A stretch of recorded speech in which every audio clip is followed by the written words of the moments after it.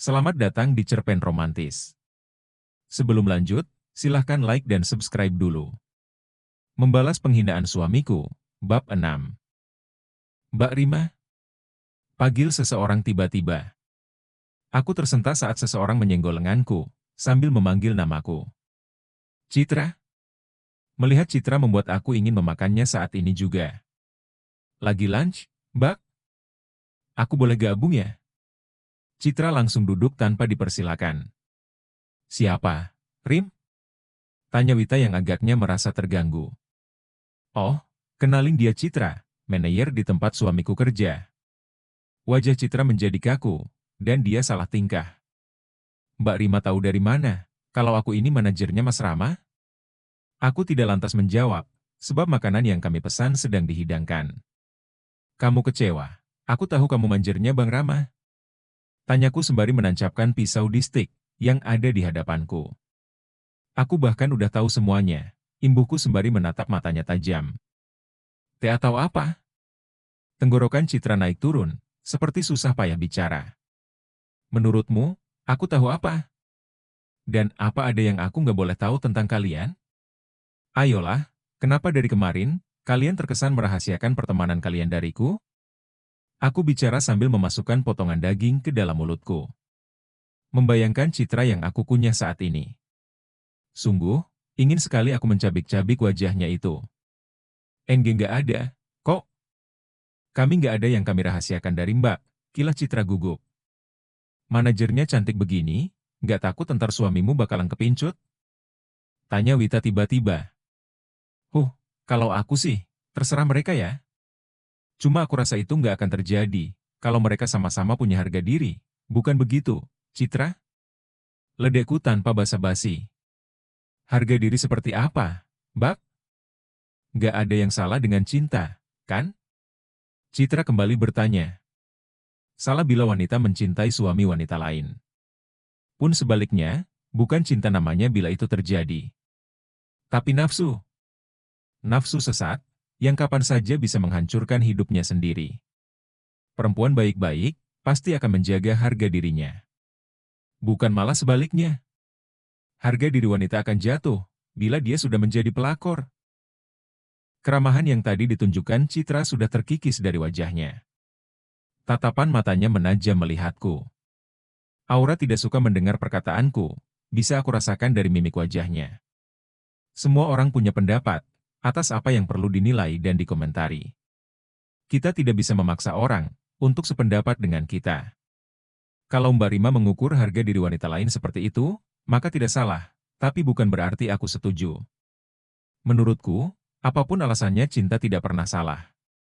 Dan setiap orang berhak bahagia dengan memiliki cintanya. Meskipun itu harus merebut milik wanita atau pria lain, ujar Citra penuh percaya diri.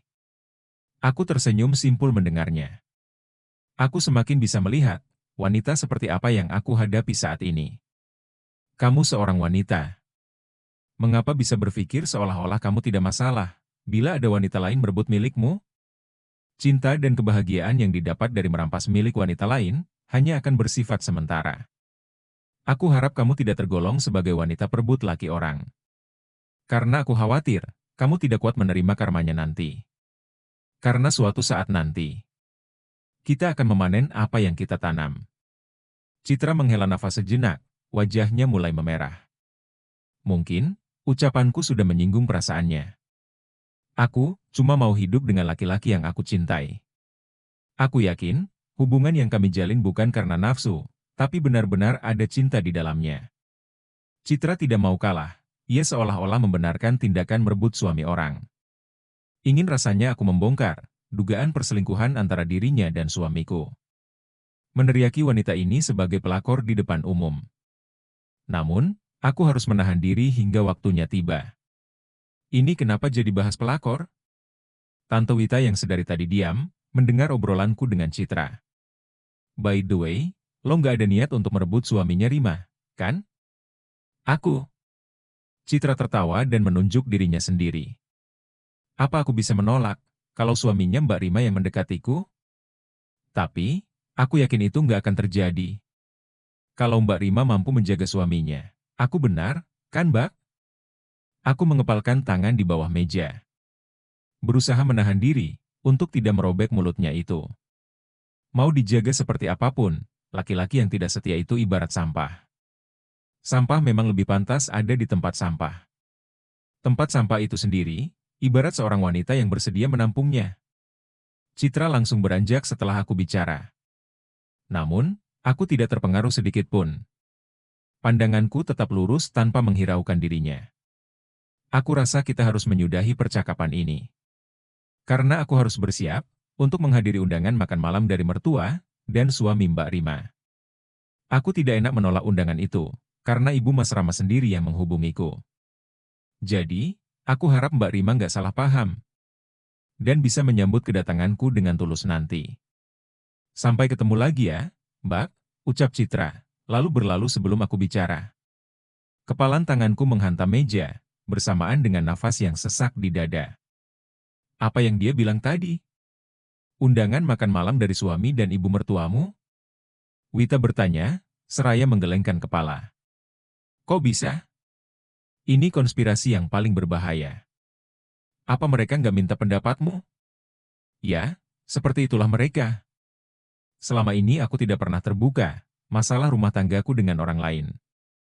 Tapi, kali ini aku nggak tahan lagi, ucapku lirih. Aku bisa kamu percaya, Rim. Jangan sungkan berkeluh kesah sama aku. Tanpa pikir dua kali, aku menunjukkan beberapa foto Citra dan Bang Rama saat mereka keluar dari hotel. Gila. Kenapa kamu bisa tenang menghadapi pelakor itu? Harusnya kita kasih pelajaran sama dia. Wita tampak sangat emosi melihatnya. Tunggulah, aku harus bersiap untuk itu. Malam ini aku punya kejutan untuk mereka. Wita menuangkan kekesalannya, juga mengutuk Citra. Sementara aku tidak sabar menunggu nanti malam. Pukul 15, menjadi batas akhir aku kerja. Bosku Dimas memang sangat pengertian. Dia sengaja mengizinkan aku pulang lebih awal, agar aku punya waktu bersama anak dan keluargaku. Keluarga yang mana? Hanya Susan yang menjadi tempat tujuanku kini. Bu, kita mau kemana? Tanya Susan saat motor yang aku bawa berbelok ke arah lain. Kita mau ke mall. Kayaknya udah lama kita nggak beli baju. Beneran, Bu? Iya, nanti Susan boleh beli apa aja yang Susan suka. Susan tertawa riang. Hari ini, aku akan menggunakan sedikit uang tabungan untuk membahagiakan anakku itu. Juga, aku akan beri reward untuk diriku sendiri. Reward yang bisa mengejutkan orang-orang itu nanti. Kami kembali ke rumah, setelah puas menghabiskan waktu di mall. Bermain dengan Susan, mampu mengurangi pikiran suntuk ini. Kuparkirkan motor di halaman rumah seperti biasa. Istri macam apa ini, baru pulang saat matahari udah mulai terbenam. Ibu menyambutku dengan omelan di ambang pintu. Malam ini Citra mau makan malam di sini.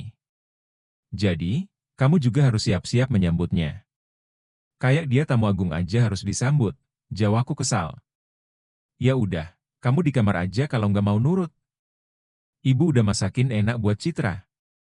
Rama juga udah beli buah-buahan banyak. Kamu nggak ngeluarin duit aja udah syukur, malah keberatan begitu. Nenek kenapa marah terus?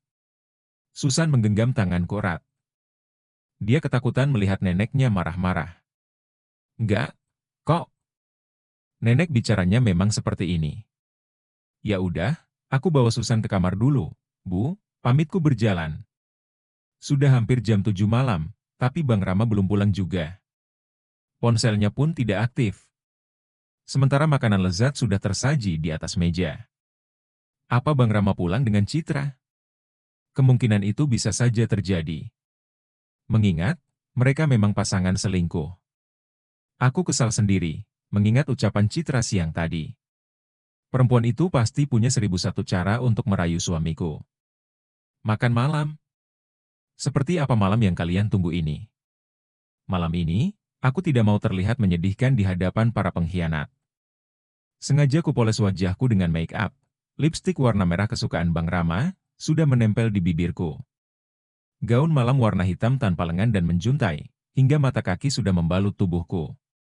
Suara mesin mobil yang baru berhenti di halaman rumah, membuat aku segera menyingkap tirai jendela. Benar saja, mobil Bang Rama dan Citra datang di waktu bersamaan. Ternyata mereka masih punya pikiran untuk tidak berada di dalam satu mobil yang sama. Aku siap menyambut kedatangan suami dan selingkuhannya itu. Perlahan, kuayun daun pintu kamar dengan yakin. Samar-samar, aku mendengar suara ibu menyambut Citra. Dan sepertinya ini waktu yang tepat aku menyambutnya juga. Ketukan kakiku menyita perhatian mereka. Bahkan, Bang Rama hampir tidak berkedip melihatku. Suami yang tidak menghargai aku, bahkan tega mengundang wanita lain ke rumah ini. Tanpa izin dariku, sebagai istri sahnya yang juga memperhatikan penampilanku. Tenang, ini masih permulaan. Aku akan membalas pengkhianatanmu, suamiku. Tunggulah, sampai aku melemparkan foto-foto perselingkuhan kalian malam ini. Wah, tamu yang ditunggu sudah datang. Aku sengaja menekankan kata tamu, agar Citra menyadari posisinya di rumah ini. Tidak peduli ada hubungan apa wanita itu di rumah mertuaku ini. Yang pasti, dia memang tamu yang harus tahu diri. Mbak nggak keberatan, kan kalau aku datang ke sini? Sebenarnya, aku terkejut waktu tadi ibu nelpon.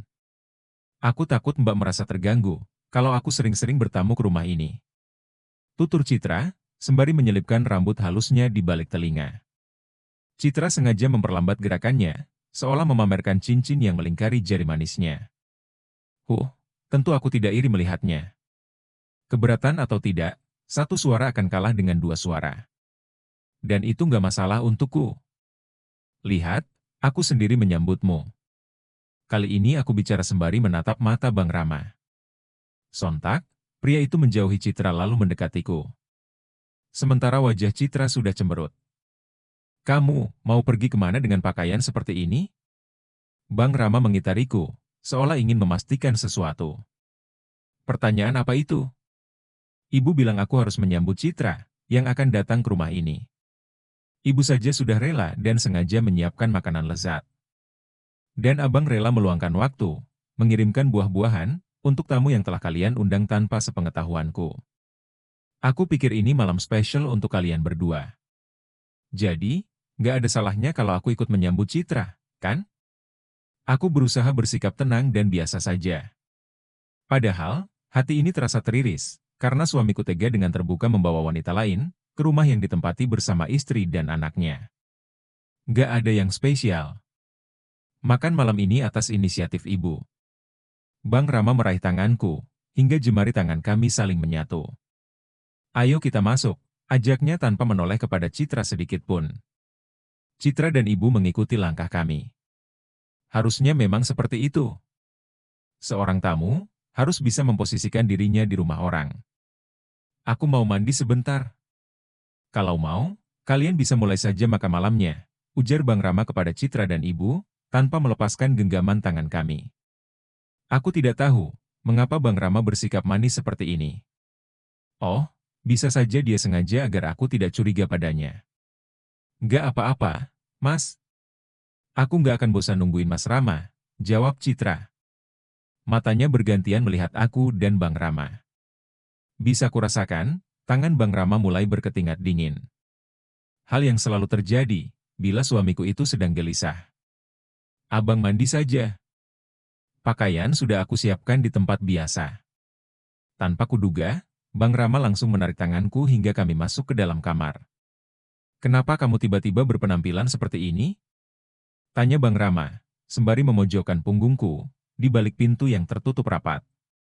Ibu jarinya mengelus pipiku sangat lembut. Bukankah tadi udah aku jelaskan, Bang? Aku nggak mau penampilan lusuh, dan daster harianku membuat abang malu. Kenapa? Apa aku terlihat cantik? Bang Rama mendekatkan wajahnya, hingga wajah kami nyaris tanpa jarak. Bahkan, aku bisa merasakan nafasnya itu. Cantik. Sangat cantik, pujinya tepat di wajahku. Bibirnya bahkan hampir menempel di bibirku. Abang mandilah dulu. Aku mendorong dada Bang Rama, hingga sedikit menjauhiku. Aku mau lihat Susan sebentar. Sungguh, rasanya aku tidak rela dicium suamiku sendiri. Hingga aku memilih meninggalkan pria itu sendirian. Rumah mertuaku ini hanya satu lantai. Namun, cukup luas dan ruangannya pun bersekat. Sepertinya hari ini telingaku sangat tajam. Hingga aku bisa mendengar obrolan ibu dan Citra, yang terdengar seperti sedang berbisik-bisik. Kalau bisa milih, ibu maunya kamu yang jadi menantu ibu. Bukan perempuan boros seperti Rima, yang gak ada apa-apanya dibandingkan kamu.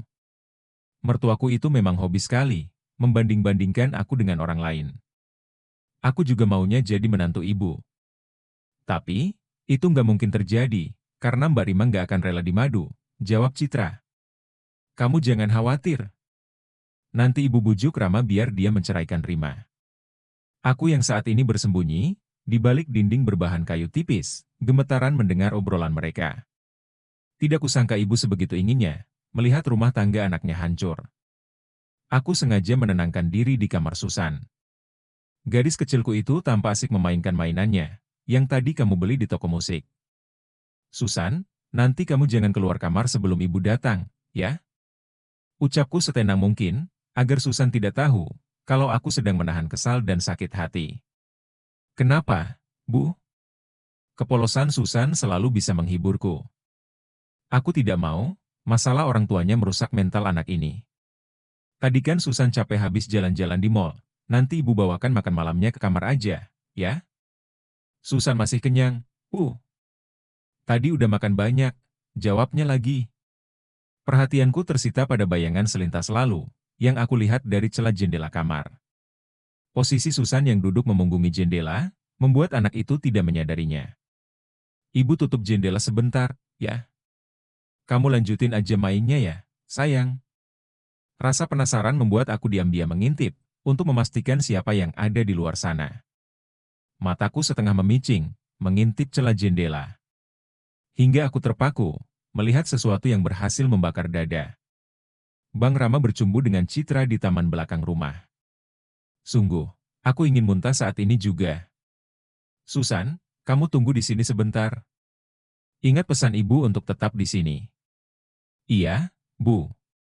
Susan mau baca buku. Nanti kalau udah lapar Susan minta sama ibu. Maaf, Nak. Ibu harus menahan kamu di kamar ini. Aku membelai rambut Susan, lalu mencium pipinya sebelum akhirnya aku pergi. Rumah tampak sepi, aku tidak tahu ibu pergi kemana. Pintu yang menghadap taman belakang pun terkunci. Pantas saja mereka nekat melewati kamar Susan. Aku mengendap-endap seperti maling. Berharap ibu, Citra dan Bang Rama tidak melihatku. Gelapnya malam yang hanya diterangi cahaya lampu taman, memudahkan rencanaku. Pelan-pelan aku bersembunyi di balik pohon, yang tidak jauh dari Citra dan Bang Rama. Jangan lakukan itu di sini. Bagaimana kalau Rima melihat kamu menciumku seperti tadi? Bukan aku. Mas juga menikmati ciuman kita. Citra, ini bukan waktu yang tepat untuk kita bermesraan. Lebih baik kita kembali ke rumah saja. Aku khawatir Rima melihat kita di sini. Kenapa sepertinya Mas takut sekali? Apa Mas sudah berubah pikiran? Apa Mas mengurungkan niat bercerai dari Rima? Apa Mas melupakan apa yang sudah kita lakukan? Citra, mengertilah. Aku masih mencari waktu yang tepat untuk mengurus perpisahan ini. Dan selama itu aku minta kamu gak gegabah. Jangan sampai Rima mengendus hubungan kita. Aku gak peduli. Aku mau Rima tahu, kalau aku bukan sekedar tamu di rumah ini. Aku juga berhak ada di sini, untuk menjadi istri Mas. Jangan sekarang, aku belum siap betul. Kenapa, Mas? Apa kecantikan yang tadi diperlihatkan istrimu itu, sudah membuat hati Mas goyah? Apa aku harus mengingatkan Mas, kalau malam itu kita tidur di kamar Leon? Apa aku harus membuka pakaianku ini, agar Mas yakin kalau aku lebih segalanya dari Rima itu? Dek, apa yang aku dengar baru saja seperti pukulan keras, dan tepat mengenai jantungku. Rasanya luruh hingga mata kaki. Benar dugaanku, kalau alat kontrasepsi yang aku lihat itu adalah milik suamiku, bekas pakai dengan wanita lain. Cukup sudah. Aku tidak bisa berlama di sini. Berulang kali aku menghembuskan nafas, agar hati tetap tenang, dan air mata tidak tumpah di hadapan kedua sampah itu. Kuhapus bulir bening yang sempat lolos di pipi, agar aku tidak terlihat menyedihkan. Lalu aku keluar dari tempat persembunyian. Kalian berdua menjijikan. Bersambung.